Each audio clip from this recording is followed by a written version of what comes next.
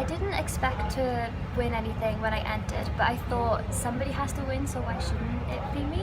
My classmate, she really liked the video that I did, and she sent me a message saying, "Oh, I think you should apply here." It was a bit of a shock to get a phone call. I was completely surprised, to be honest. I was not expecting to win. The entries that we eventually narrowed down to being at the sort of top of the tree, if you like, were really of very high quality, notably high quality, things that would really stand any kind of journalistic test, whether in a top newspaper or a top broadcast organisation. Writing definitely came first, but when I was interviewing my friends, I thought if I could take their picture and lay it out as a magazine spread, that might make the entry a bit more exciting than just an article.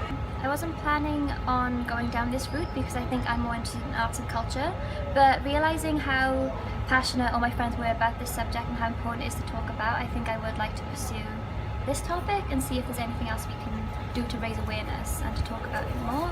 For Gardner, there is one of the characters of my video.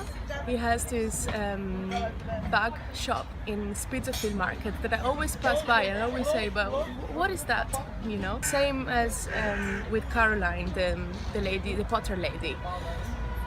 I couldn't believe that a place like that was here in London. I talked about Brexit and I interviewed 4 people living in the UK from different backgrounds in the EU. London as a community was so overwhelmingly wanting to stay in the EU, whereas the rest of the UK wasn't. So it's sort of all these different kind of conflicts. So I thought I'd speak to people from all the different countries that I could find that would have an interesting opinion about Brexit and how it's going to impact them and the community of London, which they're part of.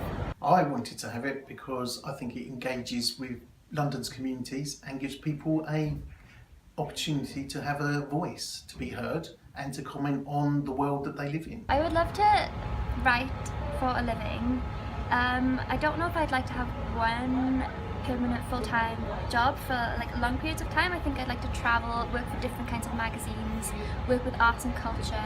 I'd rather be an independent journalist because you rely on yourself and you do what you really like to do. I've had a few internships in the industry and I think this has been a really good prize to sort of get some contacts and to get some sort of like get my name out there and in print. So hopefully things will just sort of grow from here. We're definitely going to run it for one more year, but I think there's scope to geographic scope to spread it wider across the country, maybe even a national competition. What I'd like to see is it move beyond London. The whole country has stories to tell, and I'd like to see it work from top to bottom.